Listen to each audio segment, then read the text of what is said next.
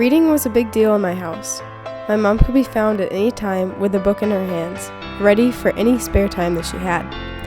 My parents would encourage me to read when I was done running around with the neighborhood kids. They told me that reading books was just as fun as playing outside because I could go wherever I wanted with a book.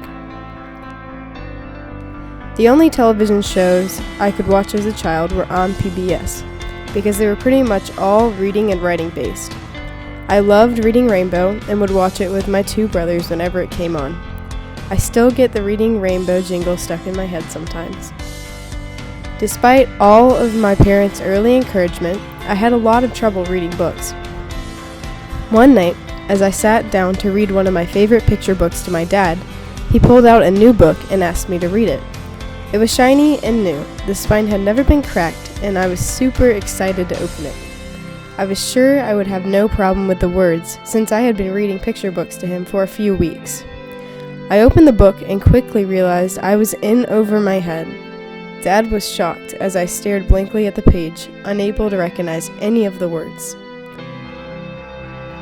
It turned out I had just memorized the stories from the picture books when my dad read them to me, and had been recalling them using the pictures as visual cues. I probably thought I was really smart to avoid reading this way, but my dad was not amused. He broke out flashcards with words and letters on them, and we began practicing that night. This extra practice drastically changed my reading ability. All of a sudden, I could read whole books on my own. My mom would read to me, and I would pick up where she left off.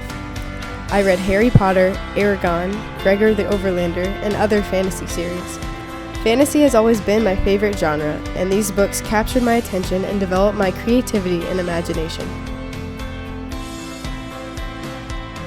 I became someone who craved good novels, and this exposed me to bigger words that were harder to understand. It also gave me a wider vocabulary than my peers, and it started to show in the papers I would write for school. My mom was often approached by teachers who couldn't believe I had written my own work. I also began writing poetry in middle school, which I still do and enjoy today. My love for poetry started through a poetry book by Shel Silverstein that my mom bought me, called Where the Sidewalk Ends. I was fascinated with Silverstein's writing style, and I believe my own writing style is heavily impacted by his works.